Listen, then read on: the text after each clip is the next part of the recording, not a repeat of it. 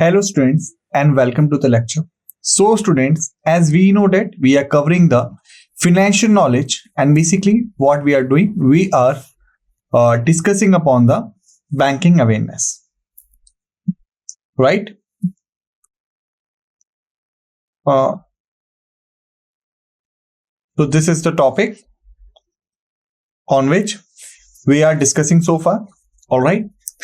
What topics we have completed? We have seen the topics like the PFRDA, all right, like ERDAI, okay, like SIDB, like CB, and various others. In the recent lecture or recent last lecture, you can say, what we have covered, we had covered the small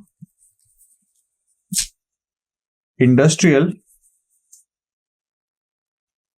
development bank, right, of India, in short known as the SIDB.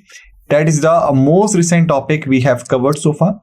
Okay, so right now what we are going to do, basically we are going to start with another important topic, and this topic stands for the IDBI. Okay, IDBI, got it? And what are the contents we are required to cover in the IDBI? So we will begin with the overview part. Okay, then we will see the establishment. Okay, then we will see the transformation. We have a discussion over the industrial financial banking. We have the government ownership. We will see particularly about the IDBI, and thereafter we will conclude all of these things in the summary part. Okay, so these are the contents, these are the index we are going to discuss in this lecture. Okay, so let's begin with the overview. So first of thing, which I had already told in the previous lecture, and you can say which I always emphasize on, is that you must be aware about the full form. Why it is very, very important? Why? Let me give you two examples. First is the SEBI. Second is the PFRDA. Two examples I have given you. Now it's a question from my side to you. I want the definition of both of them. Now you are required to give me the definition. Will you? Let's see. So the SEBI stands for the Stock Exchange Board of India. All right. Whereas the PFRDA stands for the Provident Fund Regulatory and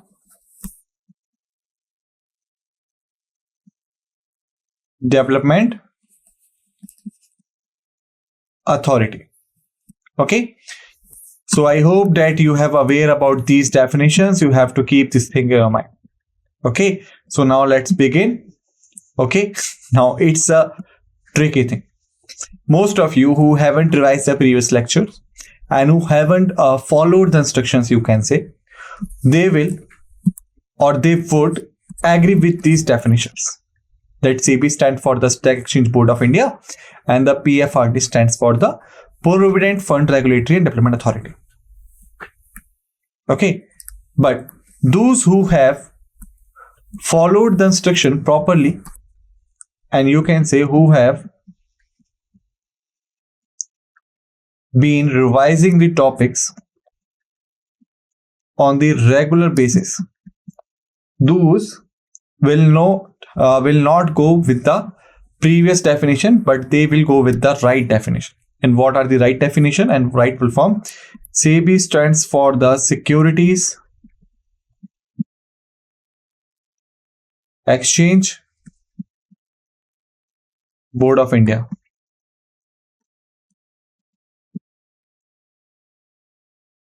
Okay, whereas the PFRDA stands for the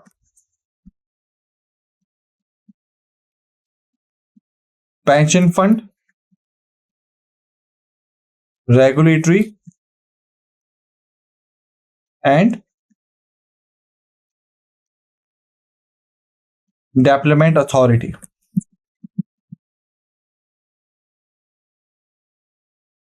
So this is the right definition or right full form, you can say, not the previous one which I had told you. Okay, so that's why I always emphasized on, I always request you kindly go with the definitions of full forms properly, because when you will face the real examination and if you are not aware about these things, I can guarantee you that you will do a mistake. Okay, so similarly here when we talk about the IDBI, okay, so the IDBI stands for the Industrial Development Bank of India. Okay, what is the full form? The full form is that which you can see on the screen, Industrial Development Bank of India. Okay, now Industrial Development of Bank of India, or let me give you an overview or example of it. This is the IDB. It stands for which? It stands for the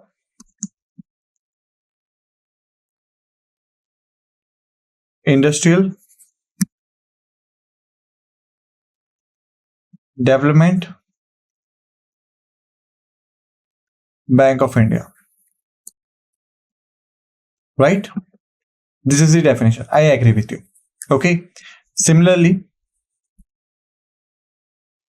if we write it here, but if we plus S before I, it will become which? It will become SIDB. And SIDB stands for the Small Industries Development Bank of India. Got my idea? So basically when we talk about the SIDB, basically we're talking about the industries which are smaller in size, or one can say that we are particularly talk about the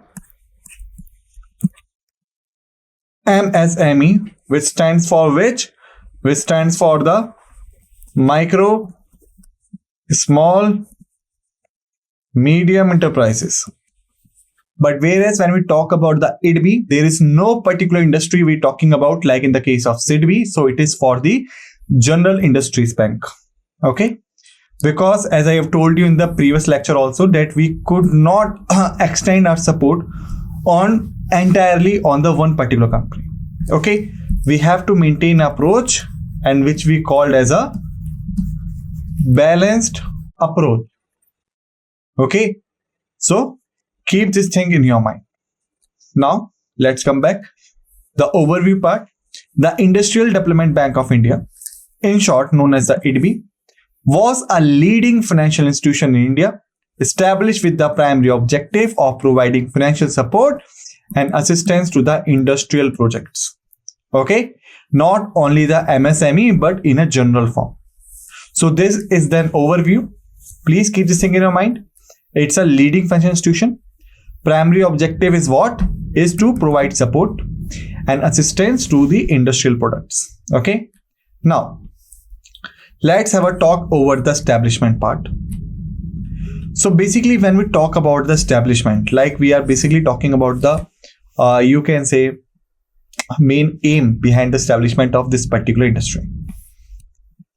IDB, the Industrial Development Bank of India, was established on July 1st, 1964. Okay, keep this thing in your mind. This bank is not so new. It was established in 1964, July 1, under an act of parliament. Now, come back to the topics. Okay, like we have discussed in the previous lectures also. But what we will do, we will just make a quick revision of them. Okay, when I was explaining about the types of bodies, I had told you that there are three types of body primarily. The first is the charter body / we also call them as a royal body. Second is body is what type of body? statutory body, or we call them as a legal body also sometime. Okay, it is not compulsory to call them the legal body, but we have seen mention of them. Thereafter, what we have the constitutional body.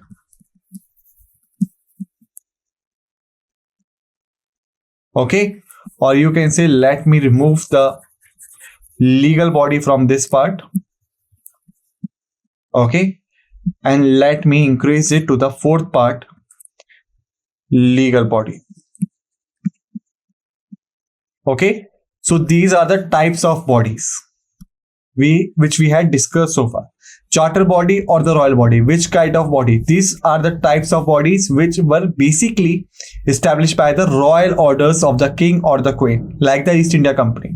Okay, thereafter, what we have talked about the statutory body, the bodies which were established by their particular act. Okay, whereas we have talked about the constitutional body, the bodies which having their mention in the constitution itself. Thereafter, we have the legal body. So legal bodies are those bodies which are established by the legal terms. Okay, like if we're talking about the companies, then from the Companies Act 1956. Okay, or maybe from Companies Act 2013. Okay, so if the company or particular organization has been registered under this act or the partnership act or other acts, then they will be called as a legal body. Okay, but here what should be our prime concern? Our prime concern should be the statutory body. It means that it has been established by passing of the particular act. It means that its all rules and regulations and facts and figures are prescribed in a particular act. Okay, so when we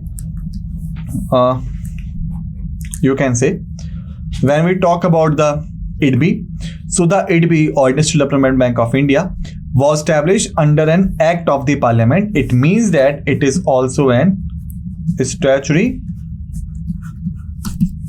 body. Okay,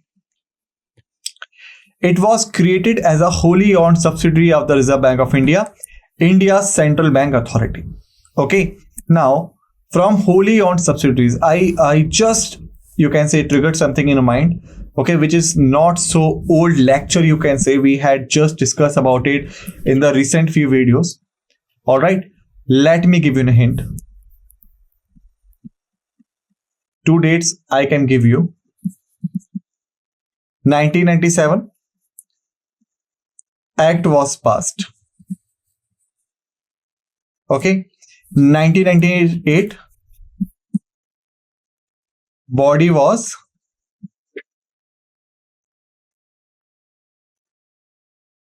established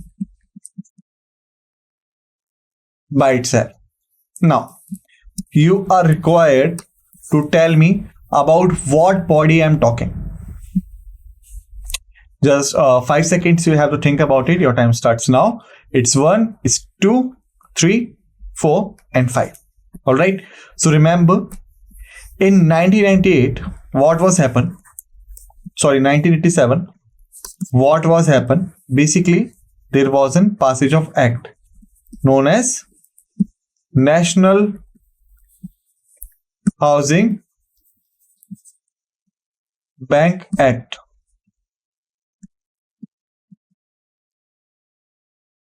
Remembering this thing? National Housing Bank Act 1987. Okay. And then we had discussed that it was the 1998 when the National Housing Bank was established, right? And when it was established as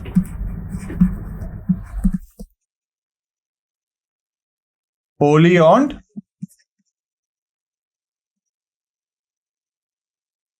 subsidiary of Reserve Bank of India. Got it? And also we had discussed about that it was an apex institution in that field of housing finance, but it comes under the Reserve Bank of India. Okay, So same thing happened with the IDBI when it was established on 1st July 1964. It was basically established as a fully owned subsidiary of Reserve Bank of India, okay, which is the central bank authority. Got it? The establishment of IDBI marked a significant milestone in India's industrial and economic development. How? Let me tell you one thing. Basically, when we talk about the industries, okay, in a particular way, when we talk about the industries, or let me write it again. When we talk about the industries and when you see the word industry, what do I mean by it? Okay, so basically, so far what we have concluded that we have always talked about the weakest part, okay, like marginalized section, financial exclusion section, small industries and all the things. So we could easily relate them with the current banking situations, like the bank generally do not prefer them to give the loan because they are not capable to hold the loan on the high interest and high amounts whatsoever. Okay, but when I'm just talking about the industry, I'm not mentioning that whether it's small, it's medium size, it's micro, it's a large, nothing of it. What I'm saying it's just an industry. Okay, so in such a situation, how we are able to understand this phenomena, understand this concept properly? What should be the approach? Okay, so basically when we talk about the industries, in such a scenario, we could not go with our old approach.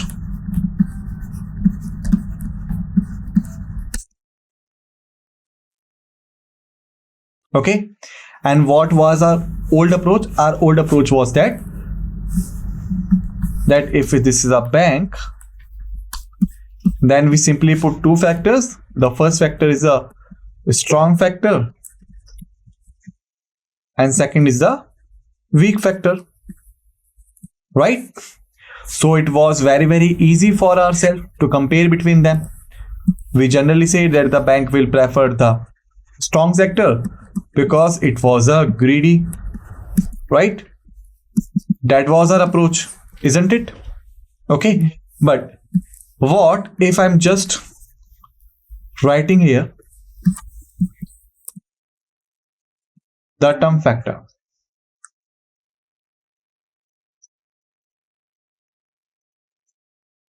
I had just write a factor. Neither I mentioned strong nor weak, just factor. So in order to understand this particular thing, we have to adopt a new approach.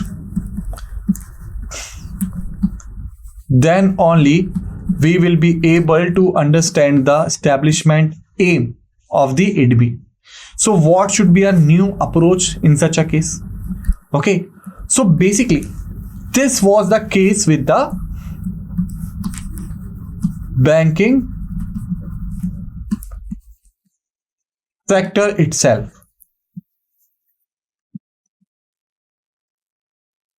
Okay, that was the case with the banking sector itself. Why? Because there are three main reasons that the banks were generally not able to support the industries. Why? First is inadequate capital. Okay. Second is pre-approved liabilities. Okay. And the third is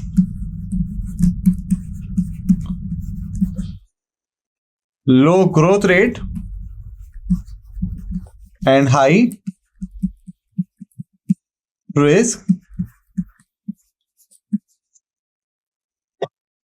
associated with. So these were the three main reasons which played a crucial role in inability of the banking sector to help the industries particular. Let's understand them one by one. Okay, so basically if we go with the inadequate capital first. Okay, so for this we have to understand the banking. All right, and it is a very you can say very easy phenomenon. the bank is basically do two type of things. First is they've got the deposit. Second is they grant the loans, or you can say investments, right? That's what they generally do. All right. So on the deposits, suppose they are promising 6%. On the loans, they are getting 10%. So the 4% will be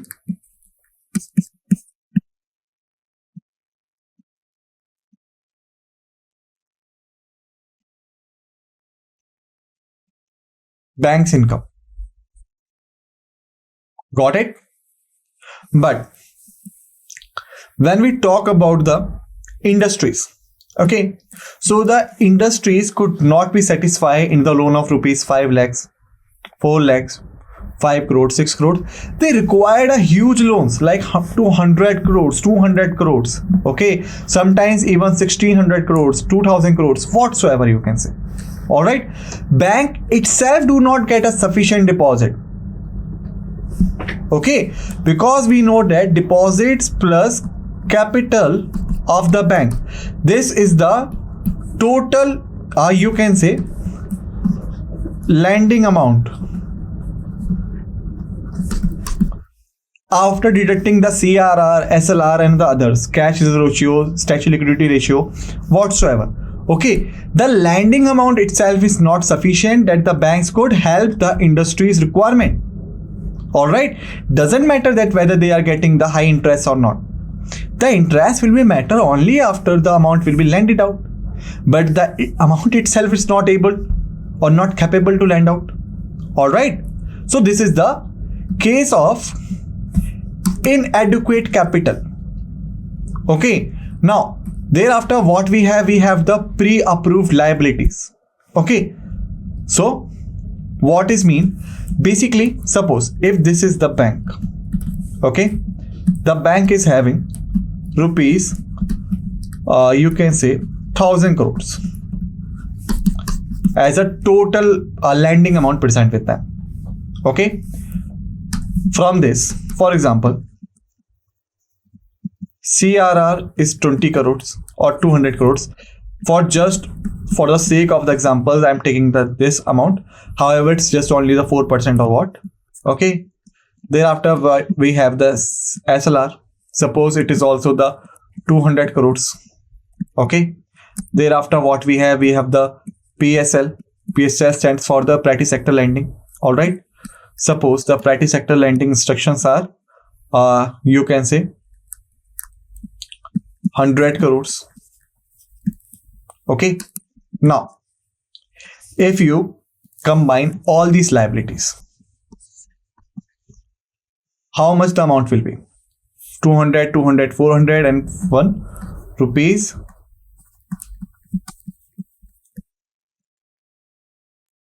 500 crores.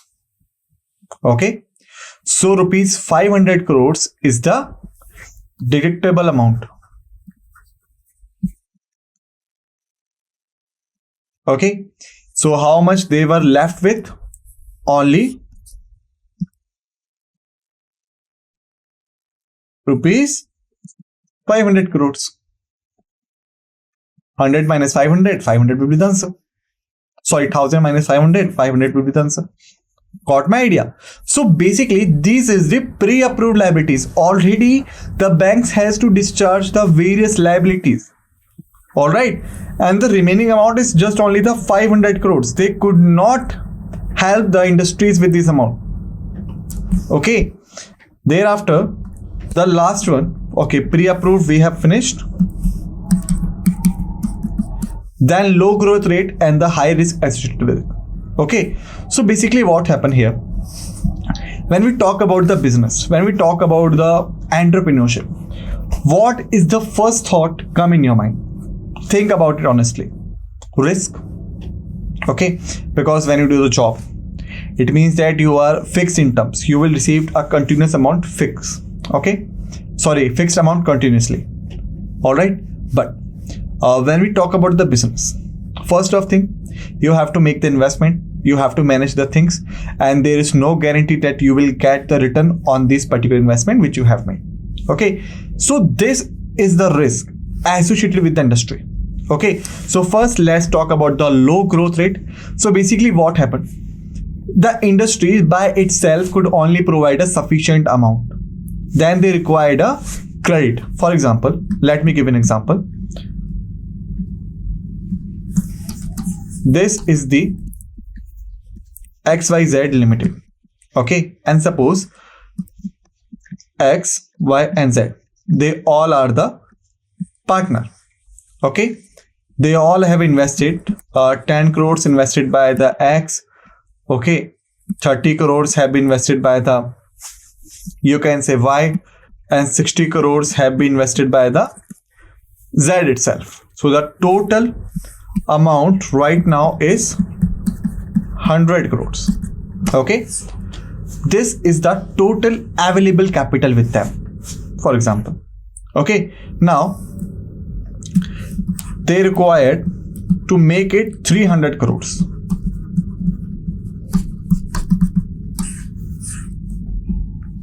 All right, so suppose X has raised its investment up to 40 crores. Okay, thereafter Mr. Y has raised its investment up to 50 crores, whereas Z already invested a huge amount. So let's say it's only able to raise its investment up to 20 crores. Okay, so if you combine this entire amount, the entire amount will be only rupees 110 crores. Okay, so you can say previously 100 crores, this total amount will be only rupees 210 crores. Requirement is 300 crores, arrangement is 210 crores. Deficit of how much amount will be deficit here? How much?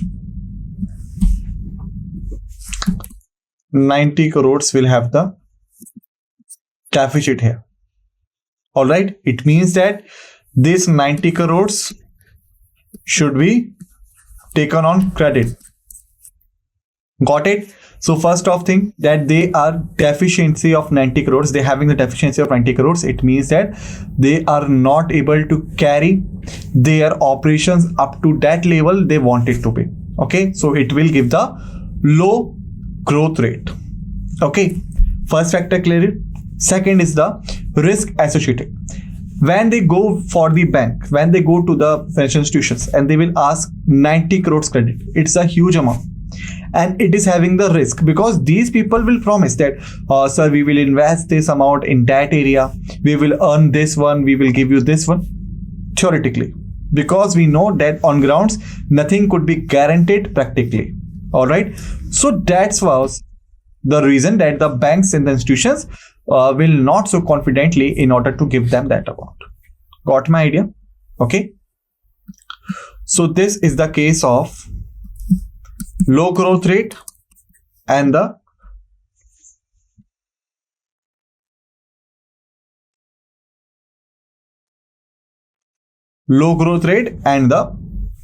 you can say risk association. Okay, so now you have understood all the facts. Okay, so that's why the establishment of IDB, okay, marked a significant milestone in India's industrial and economic development. Okay, because right now the industry is having a particular bank which is dedicated for them. Okay, like they do not have to go to the ordinary banks which were facing these problems and which were not able to help out the industries effectively. All right, so we have done with the overview, we have done with the establishment. Now it's a part of transformation. Okay, so what do you mean by the transformation? Basically, if we having something in the form of A and we made it in the form of B, so this is the transformation. Okay, so the similar concept also applicable with the IDB. Let's see it. Okay, so let's begin. So the first is that in the part of transformation is the transformation from DFI to commercial bank. From DFI to the commercial bank. What do you mean by it? Let's start. Okay, so basically it was the year of 2004. The Industrial Development Bank of India underwent a significant transformation by shifting its focus from being a DFI to becoming a full-fledged commercial bank. Now here, most of you will get confused that what do we exactly mean by the DFI? What is the meaning of DFI? So basically, DFI stands for the Development Financial Institution. Got it? So DFI here stands for the Development Financial Institution. Now come back to topic.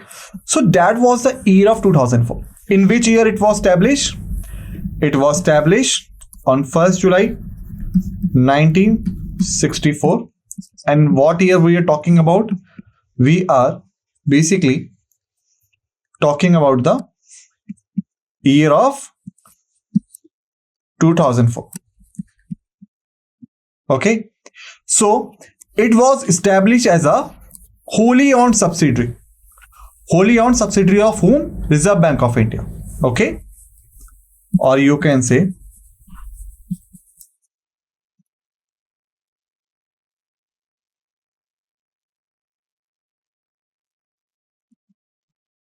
wholly owned subsidiary of whom? The Reserve Bank of India. All right, but 64. Got it? But that was the year of 2004 when it was becoming a full-fledged commercial bank. Okay, so keep this thing in your mind. Established in 1964 as a wholly owned subsidiaries, that was the year of 2004 when it was transferred from Development Financial Institution to the commercial bank. Okay, now this transformation marked a fundamental change in EDB's roles and activities in the Indian financial sector. Why? Because previously, if you think about it, previously when it was established as a wholly owned subsidiaries of the let me make a graph for you so that you can understand. Okay, suppose this is the IDB. Okay, IDB was established under whom? Reserve Bank of India. Reserve Bank of India basically works under whom?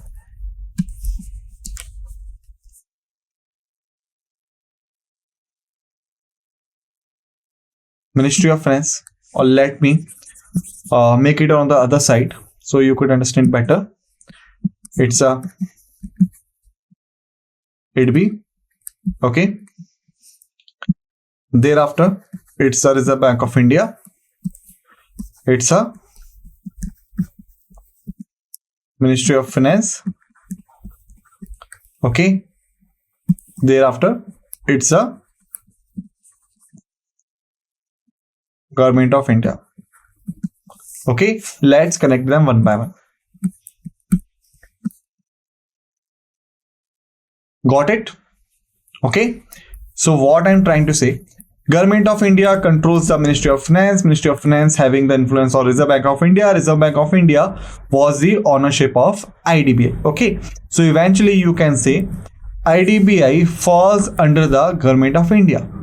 Okay, from the 1964 onwards. Okay, but when the year was 2004 came and we made it as a commercial bank, then it was no longer a government body or fully controlled government body, but it will become a full-fledged commercial bank. Okay.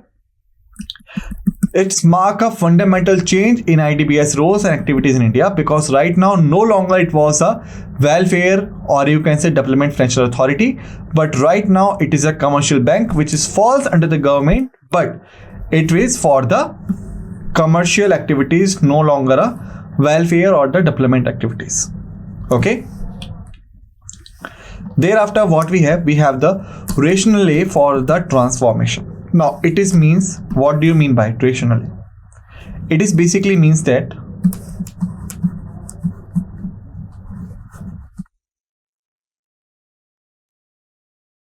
objectives behind, okay, or you can say significance of it.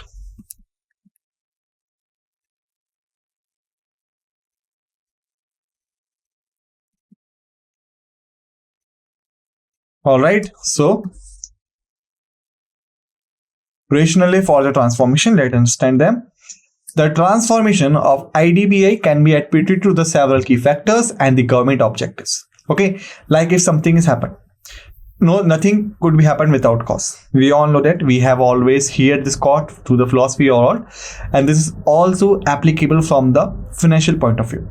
Nothing could be done or could be happen without any cause. Okay, so it means that if the government has decided to transform the particular owned subsidiary of the Bank of India into the commercial bank, it means that they're having some rationale.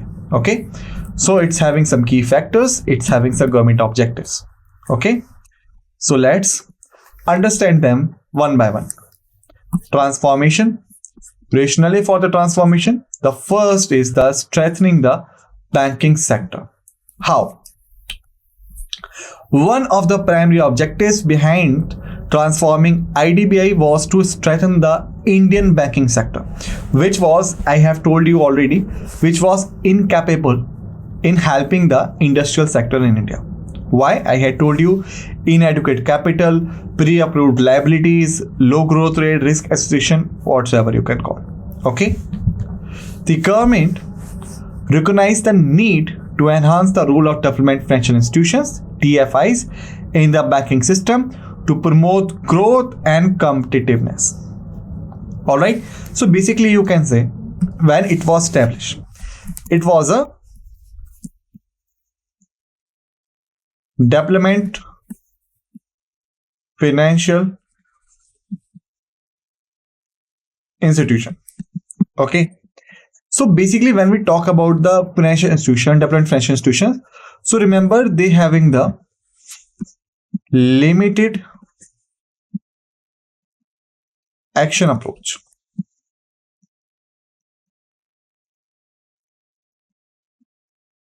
They could not exercise their power more and more. They having the limited action approach. Okay, they could only granted you, you can say loan, short-term finance, and other things. Got it? But basically, when we talk about the commercial bank,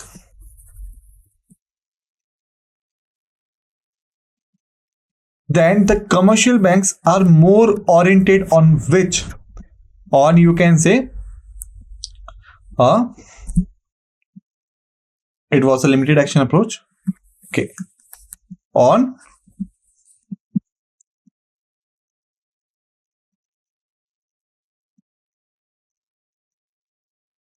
wide action approach. Okay, wide action approach, they having the deposit facility. Okay, they having the credit facility. Okay, they having the loan facility. Okay, they having the investment. They could provide the guidance and etc. So now you can compare them. Developed financial institutions with the limited action approach could only provide the loan or short-term finance. But when we talk about the commercial banks, they having the wide action approach. They could provide the deposit facilities. They could provide the credit facilities. Loan and credit. Let me give you an example. Most of you will get confused. Okay. So basically when we talk about the credit and we talk about the loan. Okay. So first of the thing that they both are the debt on person or party. Okay. It is also the debt on person or party. All right. They both having the interest, but what is it is having regular interest. Okay. It is having situational interest. Okay. Thereafter, it is short term. It is long term. So let's understand them one by one. Okay. So basically when we talk about the credit, for example, let's take example of you having the credit card. Okay. You want some, you went to some shop and then you see that the particular thing which you are required to buy, it's having the price of 35,000 for sake. Okay. And you having the credit facility of rupees 40,000 credit card you have. Okay. So you can easily buy that item. Okay. You could easily expand the rupees 35,000 from your credit card on that particular item. Okay. But this is a debt. All right. Because you do not have the money, you have to borrow it from the credit card, which is affiliated to some particular banking institution. Got my idea? Okay. It is short term. Why?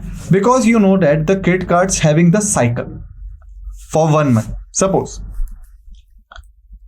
if your cycle is on 19th of any month, for example. Okay. So suppose it is 19th September.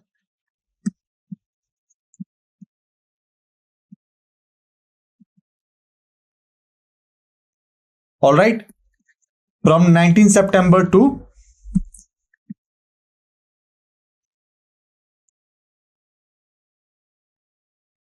19th October. This is the proper 1 month. 19th September to the 19th October. Got my idea? All right. So in total, in between these days, if you have done any transaction, that will be reflected in your credit card summary, and you are basically liable to pay that amount. Got my idea? Okay. So it's a debt. It's a short term because it's having the short cycle. But situation interest, what do you mean by it? Suppose if you are using the credit card, then you are well aware about it. If you are not, then let me tell you. Basically, whenever you get the credit card summary, there are two options on this. First is total due. Second is minimum due. All right. Suppose if your total due is rupees 35,000 because you have invested that amount, and if you are not capable to pay this, so your minimum due, let's assume, is rupees 10,000. Okay, so you can opt for both, but you could not pay below 10,000, otherwise it will be a bouncing of the charges. Rupees 10,000 is a minimum due, rupees 35,000 is a total due. Okay, so when you pay rupees 10,000, it means that total outstanding left is rupees 25,000.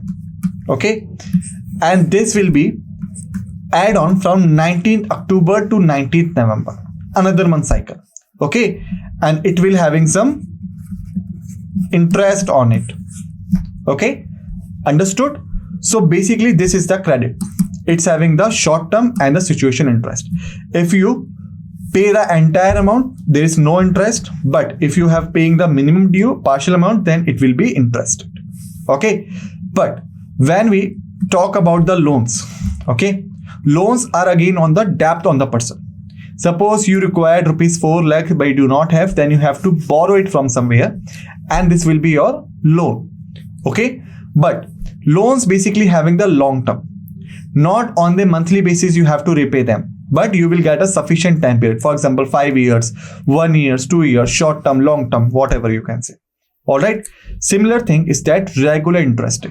Okay, suppose let me give an example. If you have taken rupees 4 lakh as a loan, okay, so suppose it is for 2 years. This is another example. All right, and it will be granted to you with particular interest. For example, 10% interest rate. All right, it is nothing like that you have to pay the minimum or the maximum. You have to pay the entire amount within 2 years with the interest rate compulsory, not on the credit card basis. Like if you are unable to pay the entire amount on time, you can pay the partial amount and the remaining amount will be interested. You have to pay the entire amount which is to be interested. There is no choice given. Okay, so you can say 4 into 10 into 2 upon 100. Okay, do not ask me where is this coming from. I have already told you. All right, so it means that it is 8 and this is 10, so 0.8. all right, so it means that, okay, 4 lakh and 10, so you have to pay 80,000 as an interest rate. Okay, so total amount which is required to be paid by you will be 4,80,000. If the calculation is wrong, please pardon me. I am not so good at mathematics. I am clearly speaking to you. Okay, you can calculate it by yourself. It is just for example. All right. So I hope that you have understood the credit facilities and the loan facilities properly. Thereafter, they having the power of investment, and they could also provide the guidance and the other activities. Got up my point? Okay. So basically, that was the primary reason to strengthen the banking sector. Okay, so the limited role of DFISI are converted into the strong roles of the commercial banks. Okay, now what we have the expanding banking and financial services. Let's understand them. Banking is accepting deposit, granting loans, facilities, making investment, endorsing their payment instruments like a bills of payments or whatsoever you can say. Okay, so first is by becoming a commercial bank, IDBI expanded its scope of services to include a wide range of banking and the financial products. Okay, which were generally not applicable in the case of DFI. Okay, this allowed it to cater to a broader customer base, including retail and the corporate customers. Now, here is the retail and the corporate customers. What do you mean by this? Okay, let me tell you. Retail is basically me and you. Retail is basically me and you. For example, suppose this is the bank. Bank itself a business. Okay, this is the first case we are talking about. This is the next case. Bank. Okay, and this is the business again. All right, so there are two conditions. Let them understand one by one. In the first condition, the bank is dealing with the individual like me and you. Okay, so this individual is basically a person. Okay, so this is the you can say customer, basically not a person but a customer. Obviously the machine will not go to buy the loan, right? Customer. So this format is known as the B2C format. Okay, but If the bank is dealing with the corporate, or you can say company, then this is itself a business. Okay, so this form is known as the B2B form. All right. In first form, the bank is taking with the individual, which is a customer. Second form, the bank is dealing with the another corporate or company, which is itself a business. B2C and the B2B, business to customer, business to business. First scene, we often called it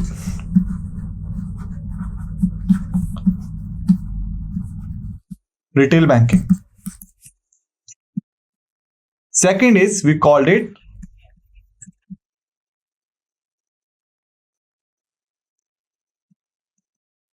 corporate banking. Understood? Retail and corporate. Okay. So basically, when we made it as a commercial bank, its action got a wide range to be covered off, and this allowed it to cater to a broad customer base, not only the individuals but also the corporates. Because if we compare this thing, the individual customers, just imagine how much amount of loan he can take. 10 crores, 8 crores maximum. But when we talk about the corporates, they will talk about 100 crores, 200 crores, 500, 600, whatsoever. All right. So generally, the B2C dealing is very easy because in the shorter capital, it could be catered out. Okay. If you having only, bank is only having the rupees 100 crores. So he could deal with the individuals easily. All right. 10 lakh, 20 lakhs will be a huge amount of loan. But when we talk about the corporates, the bank having the 100 crores and the corporate is asking for 500 crores. Is it possible? Not. So that's why it was very, very necessary to make it enlarge enough so that it could help the corporate and the retails both, because in its name itself, it's having the industrial development. And when we talk about the industries, we're not talking about the individuals. We are talking about the corporate. We are talking about the customers. Huge customers, you can say. Got my idea? Okay. Now, when we move forward, thereafter, what we having the facilitating financial inclusion. Okay. This is very, very important. Financial inclusion, I think we are seeing this word 100 number of times. Okay. About financial inclusions, I had already told you in details in the previous lecture. You can go and watch them. All right. Right now, what I'm just going to do, I'm just going to give you an overview. Financial inclusion is basically to include those sections which are generally ignored and excluded by the normal banking systems.